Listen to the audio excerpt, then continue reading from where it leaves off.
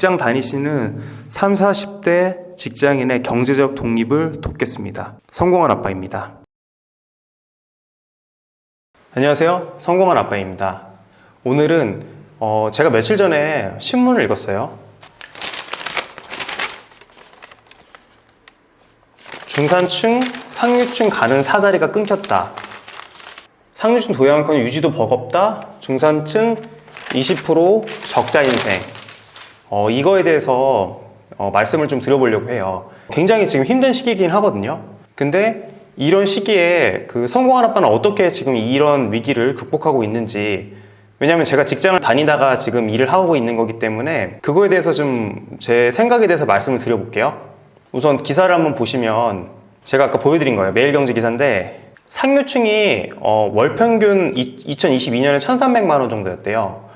지금 한 1,500 정도라고 치면 중산층하고 격차가 한 800에서 900 정도 나는 거죠. 중산층이 제 기준으로 봤을 때는 이제 저 혼자 버는 거 아니면은 저랑 와이프랑 같이 벌면은 중산층 정도의 기준은 되는 것 같아요. 근데 여기서 좀 충격적이고 슬픈 이야기가, 직장인 채모 씨는 중학교 때 반에서 1, 2등 했는데 부모님이 사업 실패해가지고 특성화고 진학하고 그 다음에 중소기업 취업해서 10년 넘게 근무를 하고 있대요. 근데 여기서 야근하고 진짜 열심히 모았는데 월급은 들어오는데 월세와 생활비, 부모님 부양비로 다 빠져나간대요. 그래서 이게 지금 부가 계속 세습되는 거예요. 그러니까 부모의 빚이 계속 자녀한테까지 영향을 미치는 거죠. 그래서 쉼없이 일을 했는데도 수도권에 집 한 채 못 사는 상황이 서럽다고, 이렇게 좀 슬픈 사연이 여기 지금 나와 있거든요. 그리고 이 기사 한번 보시면은 월급 쪼그라든 중산층 고물가의 실질 소득도, 그러니까 이게 어떤 얘기냐면요, 분명히 이제 월급은 많이 인상이 안 되잖아요, 매년. 아주 소규모로, 저 같은 경우에는 공기업이어가지고 기본급 기준으로 연에 1.7%? 한 3% 안쪽으로 인상이 됐었거든요. 근데 여기 보시면은 월급이 올라가는 금액보다 물가가 더 많이 올라가는 거예요. 그런 것 때문에 제가 실제로 일은 열심히 했지만 막상 점심을 먹더라도 김치찌개 가격이 예전에 8,000원 하던 게 지금은 10,000원이 넘어가는 상황까지 왔잖아요. 그러니까 돈의 가치가 계속 떨어지는 거죠. 지금 그런 상황이에요. 그리고 제가 아파트 요즘에 그러니까 청약 쪽에 관심이 좀 생겨서 보고 있는데, 최근에 이제 분양하는 아파트들이 있어요. 공덕의 마포자의 힐스테이트 이것도 있고 장위에도 지금 분양하거든요. 근데 여기 보시면은 수도권이 2년 만에 평균 2억 329만 원, 그러니까 2년 만에 2억이 올랐대요, 아파트 가격이. 근데 장위 뉴타운이 이번에 분양하는데 가격이요, 장위 6구역 기준으로 장위 프로지오 나디오스 파크 11억 5,500만 원. 그래서 제가 이거를 한번 정리를 해봤어요. 이런 상황이 많으실 거예요. 저도 지금 제가 딱 1번이나 2번 정도 왔다 갔다 했었거든요. 그러니까 제가 400만 원 보는 가정이고 와이프가 300만 원 벌면 이제 700만 원이에요. 근데 딱 어떤 집은 남편이 350 벌고 와이프가 250 벌어서 600만 원일 수 있죠. 근데 생활비 평균이 여기 기사 보니까 300만 원이라고 하더라고요. 가계 소비 지출이 월 평균 290만 원이니까 한 300만 원이라고 보시면은 1번 가구는 400만 원이 남고요. 2번 가구가 300만 원이 남아요. 물론 이렇게 남지는 않겠지만 생활비만 딱 빼고 다 저축한다고 가정을 해볼게요. 그러면은 1번 가구는 400만 원에서 이제 12개월을 곱하면 4,800만 원이니까 1년에 4,800만 원을 저금할 수 있어요. 근데 2번 가구는 이제 3,600만 원이죠. 그러니까 한 4,000만 원 정도, 5,000만 원 정도예요. 근데 아파트 가격이 그냥 가지고만 있는 상황에서도 2억이 올라가는 거죠. 그러니까 신축도 2억이 올라갔어요. 그러면 제가 1년에 5천만 원을 저축해도 2년이면 1억이잖아요. 근데 집값은 2억이 올라가니까 제가 갈수록 진짜 아끼고 그 저축을 하더라도 서울이나 경기도에 내 집 마련하는 게 진짜 어려운 상황인 거예요. 이런 상황에서 대부분 어떻게 이 위기를 극복하시나요? 직장을 다니면서 부업 없이 월급만으로는 진짜 힘든 시기이긴 하거든요. 하지만 그만큼 부업으로 충분히 돈을 버실 수 있는 시기이기도 합니다. 제 사례를 좀 보여드리면, 저는 2020년도에 회사를 다니면서 부업을 시작했어요. 처음에는 경매를 했거든요. 경매로 지방의 소형 아파트를 11채 정도 경매를 통해서 받았어요. 10평짜리 아파트를요. 물론 제가 불인이었기 때문에 절대 좋은 선택은 아니었지만 그걸로 월에 이제 월세로 이자 빼고 한 200 정도를 벌었거든요. 왜냐면은 그 아파트가 11채여가지고 20만 원에서 30만 원 정도의 월세를 받았어요, 한 채씩. 그래서 한 200 정도를 벌었고, 그 다음에 이제 21년도에는 온라인 장사를 시작해서 뭐 스마트 스토어 뭐 이런 것들 시작해서 월에 300을 벌었거든요. 그래서 월에 200은 월세로 받고 월에 300은 온라인 장사를 통해서 벌었어요. 그래서 500만 원을 벌었거든요. 근데 이게 이제 월급이랑 합쳐서 제가 그때 1000만 원 정도를 벌었어요. 그리고 작년에 제가 2천만 원에서 3천만 원 정도를 벌었거든요. 2년이 지난 다음에. 그리고 올해는 3천만 원을 벌 확률이 되게 높아졌어요. 월 평균. 그럼 이거를 보시면 아시겠지만 21년부터 24년까지 저는 물가 상승률보다 압도적으로 그 제 월 평균 수입을 올렸잖아요. 근데 이게 사실 다 무자본으로 한 거거든요. 이거를 제가 어떻게 했냐면 이런 식이에요. 그러니까 논리는 되게 간단해요. 온라인 가게 한 개를 오픈해요. 온라인 가게 한 개. 이거는 옛날 같았으면은 옛날에 신사임당이 얘기했던 그 시기에는 네이버 스마트 스토어가 그 답이었지만 지금은 이제 쿠팡이거든요. 그러면 쿠팡 한 개를 오픈해요. 오픈하고 상품 한 개를 등록해요.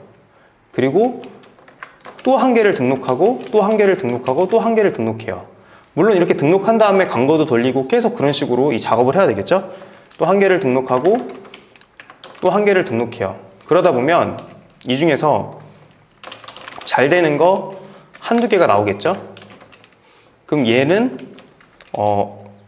지금 저희가 기존에 제가 강의 드렸던 거에는 위탁으로 진행을 했지만 위탁에서 제가 중국 사입 이런 걸 통해서 여기서 마진을 챙기고 그리고 제 브랜딩까지 하게 되죠. 브랜딩. 그러면은 이런 제품이 월에 300에서 최소 300에서 500을 가져다 준다고 칠게요. 그러면은 이런 제품 4개면은 2천만 원인 거예요. 되게 간단하죠. 물론 이런 거를 고르기가 쉽지 않아요. 근데 이런 식인 거예요. 회사에서는 매일 어떤 일을 꾸준히 했을 때 그만큼 뭔가 축적돼서 결과물이 나오는 건 없잖아요. 그 승진이라는 것도 내가 열심히 매일매일 축적해서 했던 결과물이 승진으로 나오는 게 아니고 내가 내 것도 열심히 하면서 사람들 관계도 열심히 하고 상사한테도 계속 잘하고 어필하고 어찌 보면 상사한테 어필하고 잘하는 게 윗사람들한테 잘하는 게 이 승진에 있어서 더 많은 영향력을 미칠 수 있죠. 근데 이 온라인 장사는 그거랑 전혀 달라요. 이거는 노력한 만큼 충분히 수입을 얻어가는 구조거든요. 그러면 저는 약간 이렇게 해요. 쿠팡에 상품 하나 둘 계속 등록을 하잖아요. 등록하다 보면 분명히 감이 생깁니다. 감이 생기고 잘 되는 게 뭔지가 좀 보여요. 그러면 그 제품을 하나 처음에 위탁으로 시작했지만 그 위탁이 국내에서 한 위탁이었다면은 국내의 공장하고 연결해서 그걸 OEM 제조까지 할 수 있는 거고요. 아니면은 이게 중국 제품이다 그러면 중국에서 사입을 해서 내 브랜딩을 해서 OEM으로 만들 수가 있는 거죠. 그러면 이런 제품을 하나, 둘, 세 개, 이렇게 4개씩 생기잖아요. 이거는 내가 노력한 만큼 충분히 할 수 있는 거예요. 그러면 그런 것들을 이제는 쿠팡만 하는 게 아니에요. 쿠팡도 하고 뭐 올레이즈라는 사이트도 하고 네이버도 하고 지마켓도 하고 뭐 요즘에 엄청 많은 사이트가 많거든요. 저희가 쇼핑하지 않았던 그 외에 복지물까지 엄청 많아요. 그러면 그 잘된 상품을 거기다 다 등록을 하는 거예요. 그러면 물론 쿠팡 정도의 트래픽이 많지 않지만 쿠팡에서 잘된 제품들은 다른 곳에서 잘 되거든요. 그럼 이런 것들이 계속 한 제품 가지고도 멀티 유주를 쫙 뿌려서 또 수익이 생기기도 하죠. 그럼 다시 이제 이거대로 가져가면서 또 그 작업을 또 하는 거예요. 그리고 또 하고 그러면 이런 상황에서 제가 물가 상승률이 올라간다고 제 수익이 한정됐을 때는 걱정을 하겠지만 제 수입이 늘어나는 상황에서 물가 상승률에 대해서 그렇게 걱정하지 않거든요. 그래서 부자들이 자산을 가진 사람들은 더 많이 올라가잖아요. 그러니까 이거에 대해서 크게 걱정하지 않는 거예요. 근데 내 소득이 한정돼 있는 사람들은 물론 저도 옛날에 그랬어요. 이걸로만 생활해야 되는데 여기서 물가는 계속 올라가니까 제가 결과적으로 생활비를 줄이는 거 방법 한 가지 아니면은 제가 뭐 대리운전이나 아니면은 배달일 같은 걸 추가로 해서 수입을 얻는 거 말고는 없는 거예요. 제가 예전에 말씀드렸지만 축적돼 가지고 나중에 제가 거기서 손을 떼더라도 어떤 기술로서 돌아갈 수 있는 것들을 해야 되거든요. 근데 이제 그런 선택을 대부분 못하시고 단기적으로 돈을 버는 것만 생각하시는 거예요. 저는 사실 이렇게 지금 성장을 하고 있고 이렇게 생긴 돈을 가지고 다시 부동산 같은 자산에 투자를 하는 겁니다. 그럼 그 자산이 또 자산의 가치가 또 물가 상승률보다 올라가기 때문에 그런 식으로 돈을 만드는 방법에 대해서 지금 하고 있거든요. 저도 한 4, 5년 전만 해도 그러니까 20년도만 해도 1번 가구, 2번 가구 중에 하나였기 때문에 누구든지 노력만 하면은 잘 되는 세상이 왔거든요.